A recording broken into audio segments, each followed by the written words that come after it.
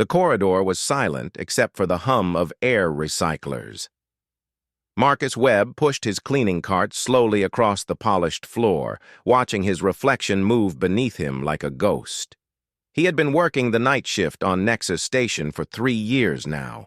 3 years of mopping floors, emptying trash bins, and being invisible to the important aliens who walked these halls during the day. Marcus was 52 years old, with gray hair and tired eyes. Back on Earth, he had a daughter named Emma, who was studying to be a doctor. He came to this space station because the pay was good, better than anything he could find back home. The work was simple. Most nights, he saw nobody at all. But tonight was different. Marcus stopped pushing his cart. He heard something strange. It was a sound he had not heard in a long time, not since Emma was small. Someone was crying. A child was crying. He followed the sound down the diplomatic quarter, past the tall doors with symbols he could not read. The crying grew louder. It was coming from behind one of the large waste recyclers near the Vryn embassy. Marcus found her there. A small alien girl, no bigger than a human 6-year-old, was curled up in the corner. Her skin looked like it was made of crystal, and it was flickering with strange lights. Her eyes were large and had many parts, like the eyes of an insect, but they were filled with tears. She was shaking. "Hey there," Marcus said softly. He knew she probably could not understand him, but his voice was gentle. "It's okay. You're okay." The girl looked up at him and cried harder. Her skin flickered faster, the lights inside going wild. Marcus remembered reading something in the station manual about Vryn children. When they got too scared, their bodies could hurt themselves. This was dangerous. He looked at the translator badge on her shirt. The name showed up on his data pad. Sixa, daughter of Ambassador Vryn Tal.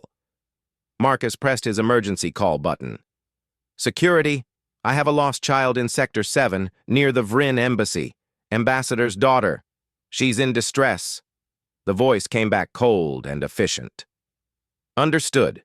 Team will arrive in 15 minutes. Keep the child contained." 15 minutes. Marcus looked at the little girl. Her skin was flickering so fast now it almost hurt to look at. 15 minutes might be too long. Other aliens walked past. A tall Cathar warrior glanced at them, then kept walking.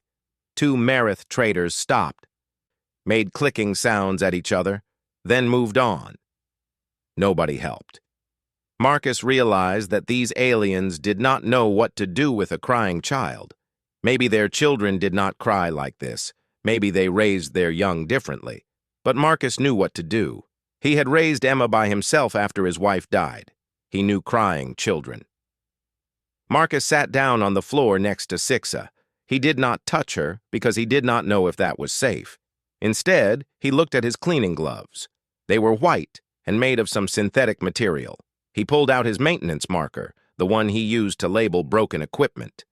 With quick strokes, Marcus drew 2 dots for eyes and a curved line for a smile. A simple smiley face on the palm of his glove. He held up his hand and made the glove wave at Sixa. "Hello," Marcus said in a silly voice, making the glove talk. "My name is Mr. Happy Hand. Why are you sad?" Sixa's crying stuttered. She stared at the glove. Marcus made the glove dance a little. He made it look around, then look back at her. "You have very pretty sparkly skin," he said in the silly voice. "I wish I could sparkle like you." The flickering in Sixa's skin slowed down. She was watching the glove now, not crying as hard. Marcus made the glove bow. Then he drew another smiley face on his other glove. Now both hands were waving at her. "Now I have a friend," he said. "This is Mr. Happy Hand's brother, Mr. Happier Hand. He's very silly." Sixa made a sound. It was like wind chimes, light and musical. She was laughing. Marcus smiled for real now. He made his glove hands dance and wave. He made them pretend to whisper to each other, then point at Sixa and wave more. The little girl reached out one crystalline hand toward the gloves. "You want to touch?" Marcus asked. He held his hand closer. Sixa touched the smiley face with one small finger. Her skin had stopped flickering. The lights inside were steady now, a soft blue color that Marcus guessed meant she was calm. "There you go," Marcus said in his normal voice now. "Everything's okay. Your daddy is coming soon." He sat with her, making shadow puppets on the wall with his gloved hands. The smiley faces made her laugh again. Marcus showed her how to make a bird shadow, then a dog. She tried to copy him with her own hands, which had too many fingers, but she tried anyway. When the security team arrived with Ambassador Vrintal, they found Marcus and Sixa sitting together. The little girl was holding one of Marcus's hands, watching him make shadows on the wall. She was calm, and the dangerous flickering was completely gone. The ambassador stared. He was tall, maybe 7 feet, with the same crystalline skin as his daughter, but in deeper colors. When he spoke, his voice came through a translator device. "What? How did you calm her? Vryn children cannot be soothed easily. We need special therapies, specific frequencies. How did a human—" Marcus stood up slowly. Sixa held onto his hand and did not want to let go. "I just talked to her," Marcus said. "Drew some faces to make her smile. Kids are kids, I guess. They need to know someone cares." The ambassador knelt down to his daughter. She showed him the smiley face on Marcus's glove, making excited chiming sounds. The ambassador looked at the simple drawing, then at Marcus, then back at the drawing. "Remarkable," he said quietly. "Truly remarkable." Marcus shrugged. "I'm just a custodian, sir. I should get back to work." But as he picked up his cleaning cart and walked away, Marcus did not know that everything was about to change. He did not know that the simple smiley face on his glove would change his life and maybe change the whole galaxy, too. For now, he just pushed his cart down the corridor, back to his simple work, while behind him an ambassador held his daughter and stared at a cleaning glove like it was the most important thing in the universe. Marcus did not expect to see Ambassador Vrintal again. Important aliens did not talk to custodians more than once. But the next day, when Marcus came to work, there was a message waiting for him. The ambassador wanted to meet him. The meeting room was too fancy for someone like Marcus. The chairs were made for different body types, and the table showed moving star maps. Ambassador Vrintal was there with 3 other aliens Marcus did not recognize. They all looked at him when he entered. "Mr. Webb," the ambassador said. "Thank you for coming. Please sit." Marcus sat in the human-sized chair. He felt uncomfortable in his custodian uniform. "Is Sixa okay?" he asked. "She is perfect," the ambassador said. His translator made his voice sound warm. "Because of you. That is why I asked you here." The ambassador touched the table, and an image appeared. It showed Sixa from last night, crying with her skin flickering dangerously. Then it showed Marcus with his smiley face glove, and Sixa laughing. "I have studied human culture since that night," the ambassador said. "I learned about your methods of raising young, comfort objects, imaginative play, emotional validation. These concepts are new to us." One of the other aliens spoke. She was from a species called Merith, covered in silver fur. "Most species raise juveniles through structured programming, education implants, instinct training.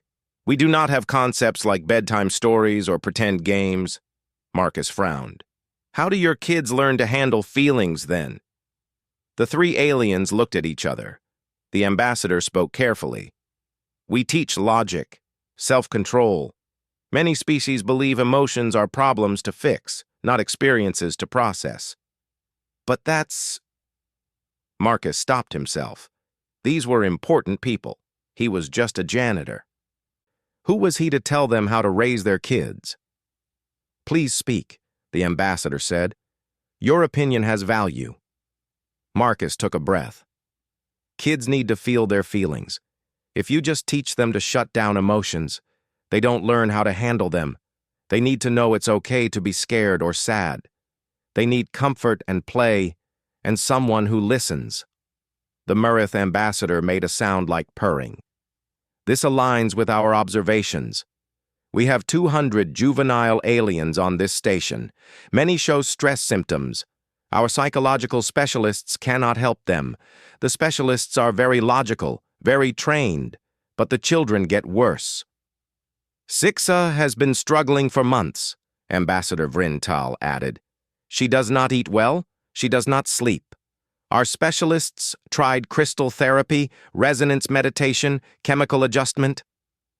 Nothing worked. Then a human custodian draws a face on a glove and she is better immediately.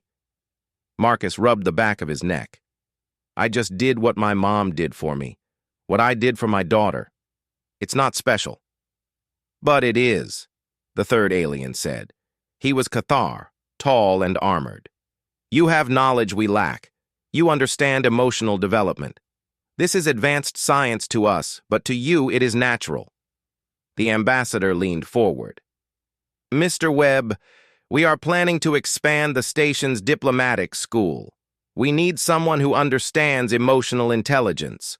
Would you consider consulting on a juvenile wellness initiative? Marcus almost laughed. I'm a custodian. I clean floors. You are a father, the ambassador said.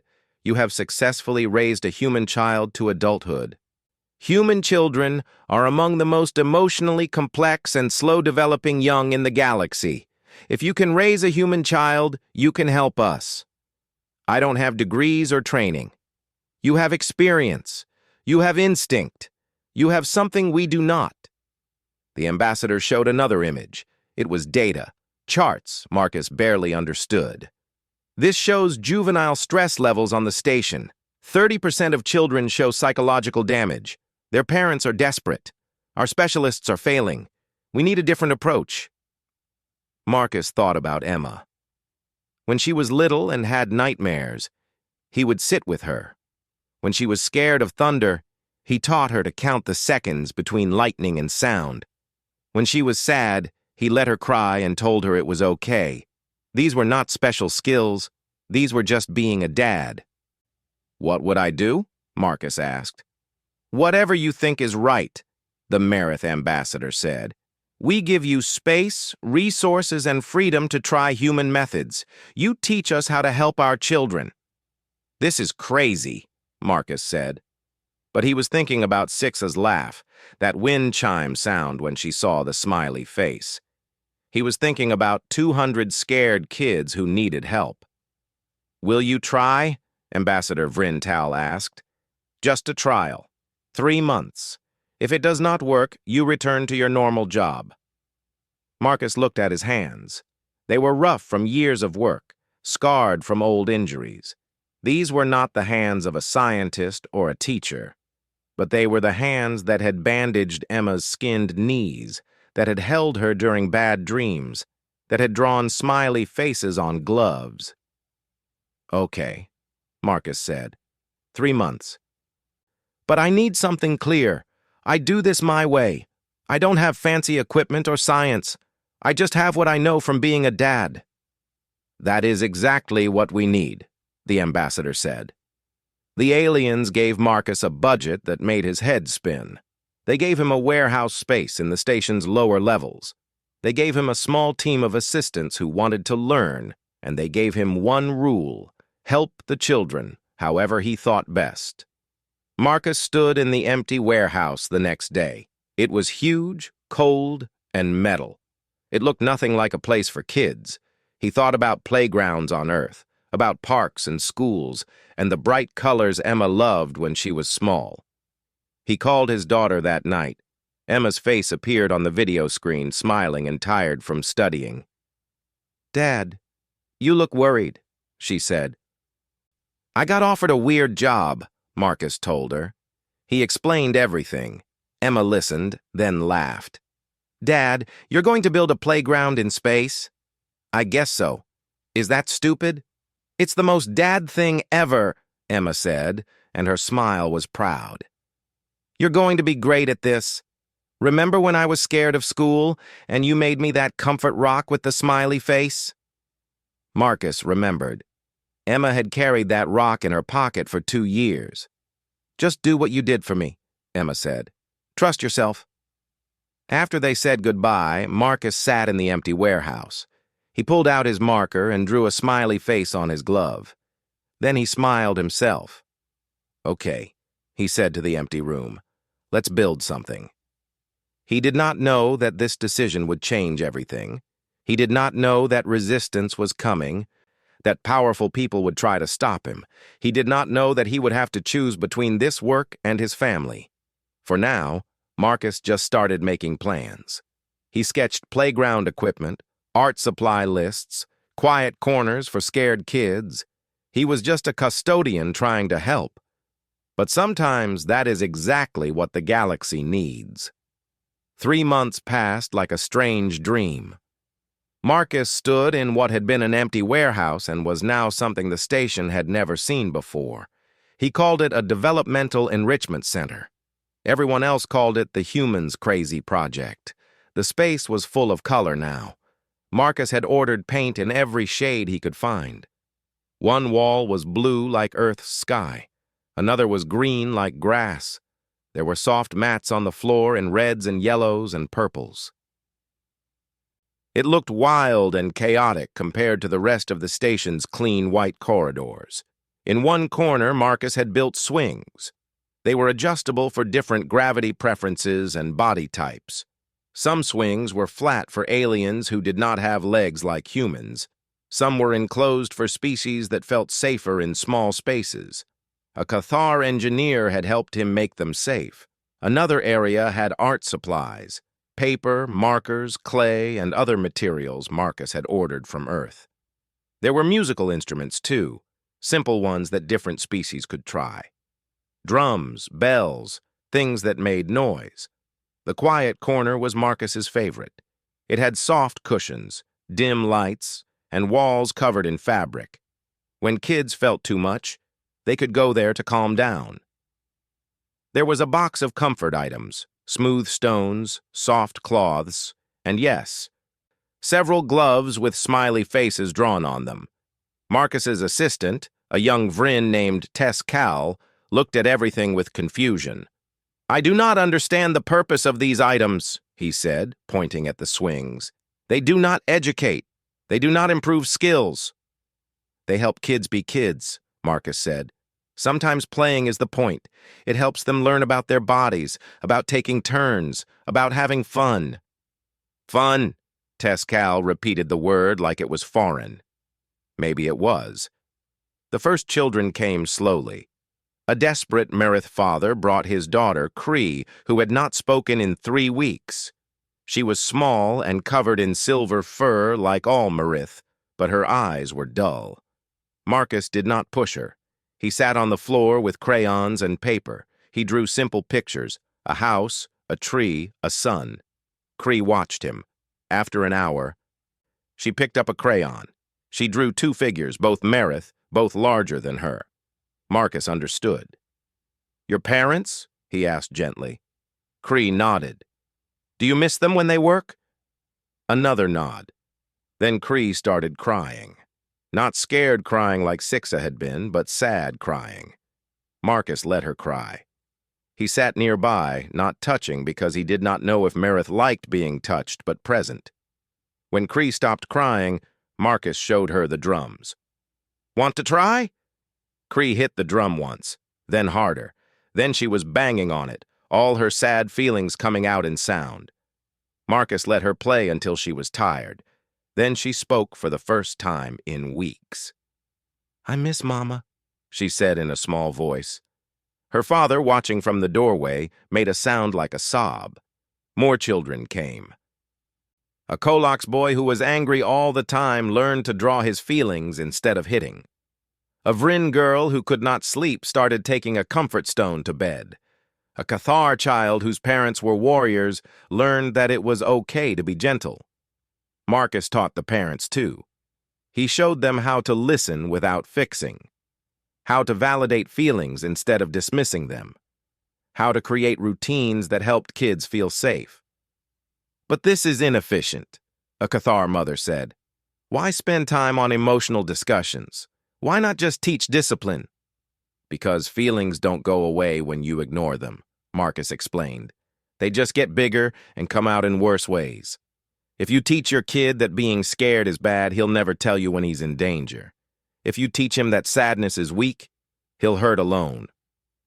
The mother thought about this. Later, Marcus saw her sitting on the floor with her son, letting him talk about his fears. She looked awkward, like she did not know what to do with her hands, but she was trying. Not everyone was happy. Station Administrator Quex-9 visited one day. He was a silicon-based being, all logic and efficiency. He looked at the colorful chaos with what Marcus assumed was disgust. "This is not orderly," Quex-9 said. "There are no measurable outcomes. How do you test if this works?" "Kids smile more," Marcus said. "They sleep better. They talk to their parents. Those are my measurements." Smiling is not data. Sleeping is not achievement. This is primitive emotional coddling. Quex-9 gestured at the swings. "You are teaching children that the universe will accommodate their feelings. This is false. The universe is logical and uncaring." Marcus felt his temper rise. These are kids. They have their whole lives to learn that the universe is hard. Right now, they need to learn that they matter. You are making them weak. I'm making them healthy. There's a difference. Quex-9 left, but Marcus knew this was not over. Word came through his assistant that the Galactic Pediatric Council was watching his program. They did not like what they saw. They called it dangerous. They said human methods were not scientifically proven. They wanted the center shut down. Marcus got angry messages on his datapad. Scientists from different species wrote that he was harming children, not helping them. They said emotions should be controlled, not encouraged. They said play was waste of developmental time. But Marcus also got messages from parents. A Marith mother sent a video of her daughter laughing for the first time in months. A Vryn father wrote that his son was eating again. A Cathar parent said her child had nightmares less often. Then the message came from Earth. Emma's face appeared on the screen, but this time she looked excited. "Dad, I'm graduating next month. Can you come home? I want you there." Marcus's heart sank. The ceremony was in 4 weeks. He would have to leave the station, leave the program. But this was Emma. This was his daughter's biggest moment. "Of course I'll be there," he said. After they talked, Marcus sat in his center alone. Around him were the swings, the art supplies, the quiet corner. On the wall was a drawing Sixa had made, a crude picture of Marcus with his smiley face glove. She had labeled it "My Friend Marcus." He had to choose. Stay and fight for a program that might get shut down anyway, or go home to his daughter. The irony was bitter. He had built this whole center on the idea that family mattered, that being there for kids was important. Now he had to decide if that applied to his own kid, too. Marcus looked at his glove. The smiley face was faded now from wear, but still visible. He thought about what he would tell the children. Would he tell them work was more important than family? Or would he show them that love comes first? The answer was clear, but it hurt anyway. Marcus started making plans to go home. He would train his assistants, write down everything he knew, and hope the program survived without him. He did not know that he would not have 4 weeks. He did not know that a crisis was coming that would force him to make an impossible choice much sooner. The alarm woke Marcus from sleep. It was loud and harsh, the kind of sound that meant real danger. His datapad lit up with emergency messages. Station lockdown. Remain in quarters. Do not leave your location. Marcus looked at the security feed. Outside, the station corridors were full of flashing lights. Something had gone wrong in the diplomatic sector. A trade negotiation had turned into a protest, then into violence. The station's automated systems had sealed everything down, trapping people wherever they were when the alarm started. His datapad buzzed. It was Ambassador Vryn Tal. The ambassador's face looked panicked, something Marcus had never seen before. "Marcus, I need your help." Sixa was at the school when the lockdown happened. 30 children are trapped in the education sector. They are scared. The psychological specialists are trying to help, but the children are getting worse. Marcus pulled on his clothes. What are the specialists doing? Standard protocol. Sedation for the most distressed.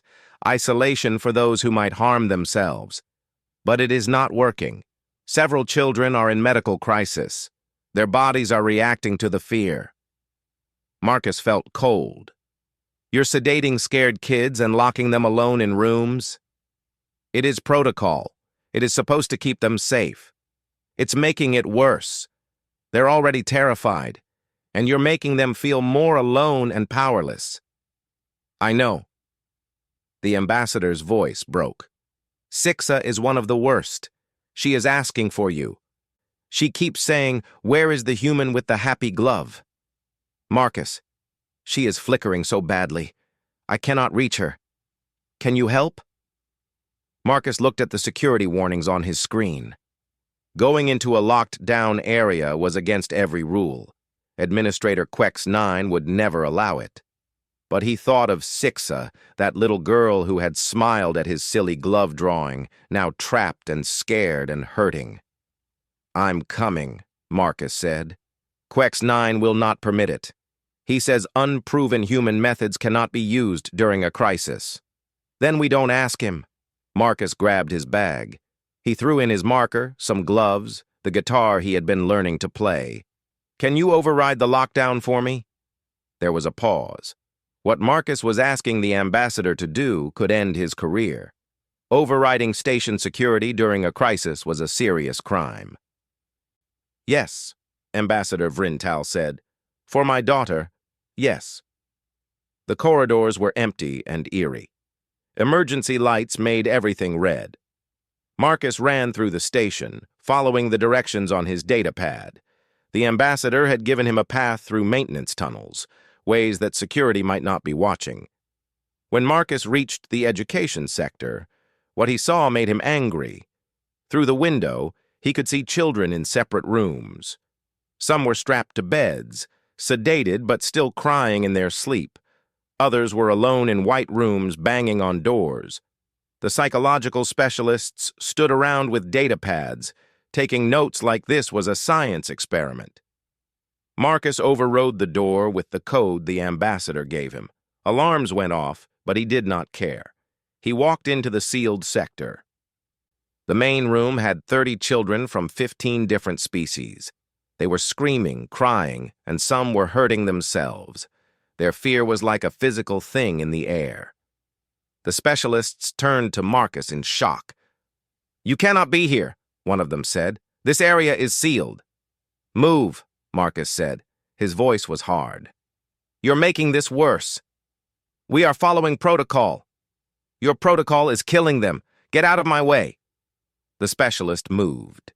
Maybe something in Marcus's voice told him not to argue. Marcus walked into the center of the chaos. 30 terrified children surrounded him. Every screen in the station was showing this moment. Security feeds broadcast to the entire diplomatic network. Trillions of beings across hundreds of worlds were watching. Marcus sat down on the floor. He pulled out his guitar. Hey kids, he said in a gentle voice, even though they probably could not all understand him. My name is Marcus. I know you're scared. I know this is really hard, but I'm going to stay right here with you, okay? He started to play. It was a simple song, a lullaby his grandmother had taught him when he was small. His playing was not perfect. He missed notes, and his fingers fumbled sometimes. But the melody was soft and calm. Some of the children stopped screaming. They looked at this strange human sitting on the floor with a guitar. Marcus sang the words in English. It did not matter that they could not understand. The tone was what mattered. His voice was warm and safe. A small Kolox child approached carefully. Marcus smiled at him and kept playing. The child sat down next to him. Marcus pulled out his marker with one hand while playing with the other. He drew a smiley face on a glove and gave it to the Kolox child. The child put it on his small hand and stared at it. More children came closer. Marcus drew more smiley faces on more gloves. He handed them out to anyone who wanted one. Soon, 10 children were wearing gloves with crude drawings, watching Marcus play his guitar. When the song ended, Marcus started talking. "Want to hear a story?" he asked. The children who understood nodded. The others just watched, but they were calmer now. Marcus told them a story. He made it up as he went, about a brave ship captain who got lost in space but found her way home by following the stars. He made the story exciting but not scary. He made the captain strong but also allowed to be afraid sometimes. While he talked, he showed them a clapping game. When I clap twice, you clap twice.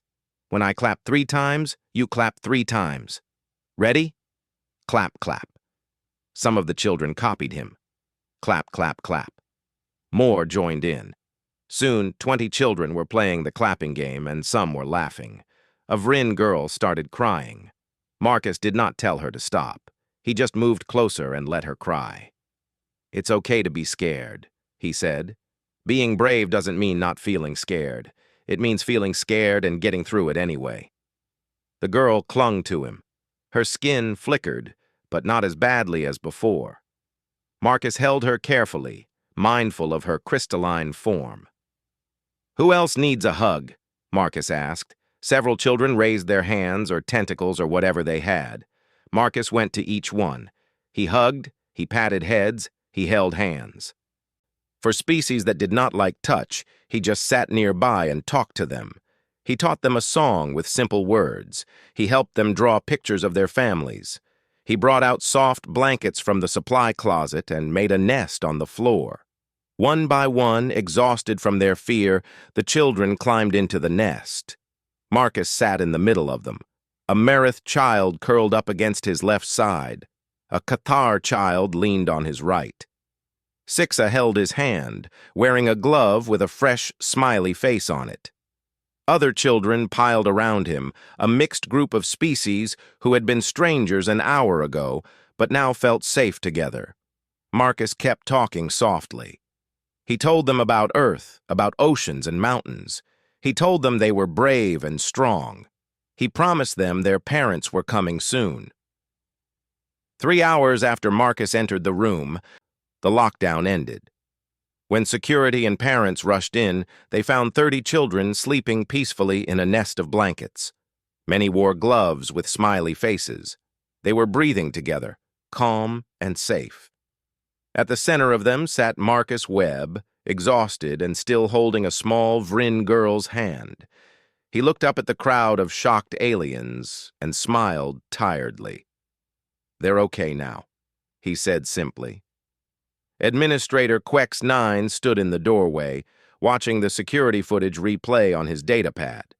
For the first time in his logical life, he looked uncertain. Every being in the galaxy had watched this human do the impossible.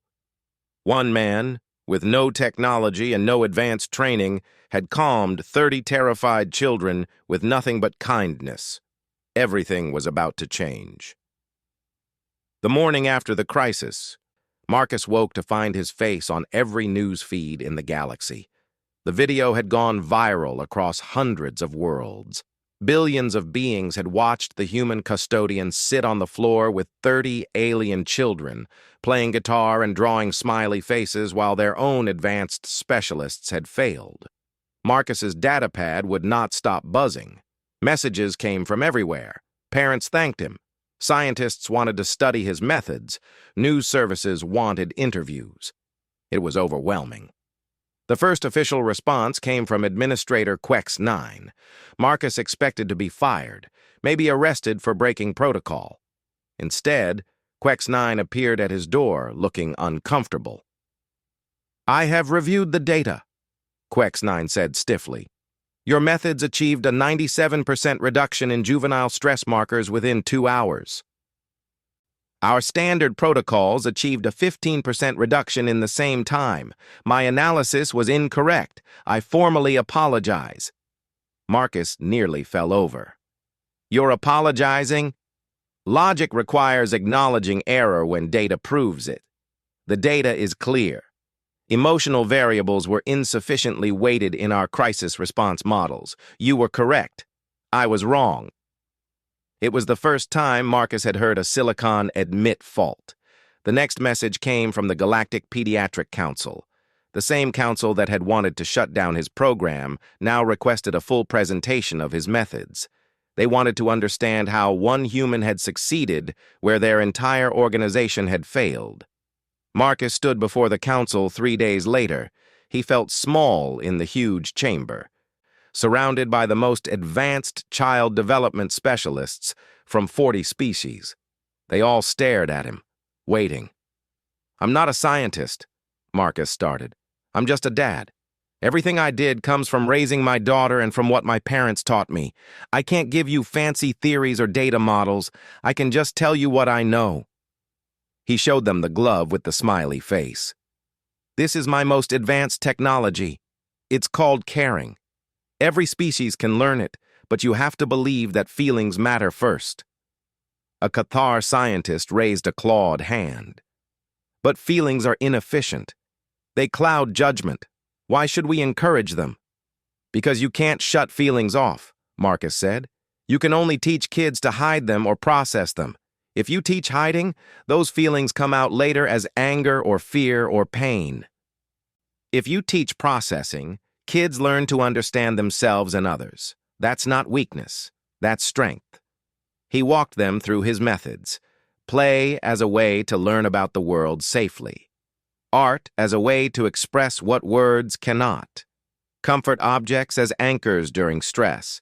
Stories as ways to explore emotions through characters. Routines as frameworks that create security. "But how do we measure success?" a Murrith specialist asked. "Look at the kids," Marcus said. "Are they sleeping, eating, playing with others, talking to their parents? Those are your measurements, not test scores or efficiency ratings. Healthy kids." The presentation lasted 4 hours. When Marcus finished, the council sat in silence. Then the head counselor, an ancient being from a species Marcus did not recognize, spoke. "We have been approaching childhood as a problem to solve. You approach it as a wonder to protect. This is the difference." 2 weeks later, the Galactic Council made their offer. They wanted to establish human development centers on every major station and colony world. They wanted to train specialists in human childhood development techniques across the galaxy. They wanted Marcus to lead the initiative as Director of Interspecies Juvenile Wellness for the entire Nexus sector. The salary was huge. The position was important. Marcus would change billions of lives across hundreds of worlds. It was everything he had not known he wanted. But there was a problem. Marcus sat with Ambassador Vryn Tal in a quiet cafe, watching Sixa play with other children through the window. The little girl was thriving now. Her skin bright with healthy colors. She wore her smiley face glove every day. "I have to go home," Marcus said. "Emma's graduation is in 3 days. I can't miss it." "I understand," the ambassador said. "Family is important. But if I take this position, I'll be gone for years. I'll miss more of her life. And the whole point of everything I've taught you is that being there matters. How can I tell you that family comes first and then abandon mine?" The ambassador was quiet for a moment. "What would you tell Sixa if she faced this choice?" Marcus thought about it. "I'd tell her that you can love your work and love your family. That you don't have to choose one or the other if you're smart about it. That the people who love you want you to be happy." "Then perhaps you should listen to your own advice." Marcus smiled. "Yeah, maybe." He called Emma that night. He explained everything, the offer and the conflict. Emma listened, then laughed. "Dad, go to my graduation, then take the job. But I'll be gone for years. You'll visit, we'll video call, and Dad, this is amazing.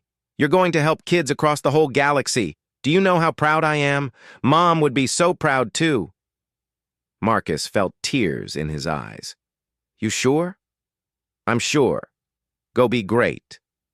3 days later, Marcus stood in a university auditorium on Earth. He watched his daughter walk across the stage in her graduation robes. Emma had become a doctor, smart and kind, and everything he hoped she would be. When she saw him in the audience, she waved and smiled. After the ceremony, they had dinner together. Emma told him about her plans to specialize in xenopsychology, studying mental health across different species. "I figured if my dad can teach aliens about feelings, I can help them stay healthy," she said. Marcus realized that his work had inspired her. The circle was complete. 6 months later, Marcus stood before the first graduating class of human development specialists. They were not all human. Dozens of species had sent students to learn these methods. There were Vryn, Marith, Cathar, Kolox, and species Marcus was still learning about. In the audience sat Sixa, now confident and bright. Next to her sat Emma, who had decided to take a position at the new Interspecies Childhood Institute. Mother and daughter had become friends despite the age difference. Marcus held up the original glove, now preserved in a clear case. The smiley face was faded but still visible. "This," he told the graduates, "is the most advanced technology in the universe. It's called caring. It's older than starships and smarter than computers. Every species can learn it." He looked out at the diverse crowd. "You're going out to stations and colonies across the galaxy. You'll meet scared kids who don't know how to handle their feelings. Remember that you don't need fancy equipment. You need patience, kindness, and the belief that children deserve to be children." "Love isn't primitive," Marcus continued. "It's the most sophisticated thing we do. Some species forgot that in their push for logic and efficiency. But love is what makes life worth living. Teaching kids that they matter, that their feelings are valid, that someone cares, that's not weakness. That's the foundation of everything good." The graduates stood and applauded. Many wore gloves with smiley faces drawn on them, a symbol of what they had learned. After the ceremony, Marcus walked through the new institute. It had playgrounds and art rooms and quiet corners. Hundreds of children from dozens of species played together, learning that different was okay, that feelings mattered, that they were safe. An old Cathar warrior watched his granddaughter paint a picture. The warrior looked uncomfortable, his armored body too big for the small chair, but he was there. He was trying. A Marith mother read a storybook to her son, something that would have seemed pointless to her 6 months ago. A Vryn father drew smiley faces on gloves with his children, all of them laughing. Marcus found Sixa in the art corner. She was drawing a picture of the space station with Earth in the background. In the middle, she had drawn Marcus with his smiley face glove. "Is that for me?" Marcus asked. Sixa nodded. "You taught everyone to be happy. Now we teach others." She was right. The centers were spreading. On every station, in every colony, human specialists and alien teachers worked together. Children who had been scared were learning to play. Parents who had been confused were learning to listen. The galaxy was changing, one child at a time. Marcus thought about the night he found Sixa crying behind the waste recycler. He had just been a tired custodian trying to help a scared kid. He never imagined it would lead here, but maybe that was the point. You did not need to imagine changing the world. You just needed to care about the person in front of you. The rest would follow. Emma joined him, putting an arm around his shoulders. "Not bad for a janitor, Dad," Marcus smiled. "I prefer custodian." They watched the children play together, human methods mixing with alien wisdom, creating something new and beautiful. On stations across hundreds of worlds, playgrounds echoed with laughter. Comfort objects helped scared kids sleep. Stories sparked imagination. And on gloves everywhere, simple smiley faces reminded everyone that caring was not primitive. It was revolutionary. The human custodian had drawn a smiley face to calm a crying alien girl. She had smiled again. And in doing so, they had taught the galaxy something it had forgotten, that love, in the end, was the most advanced technology of all.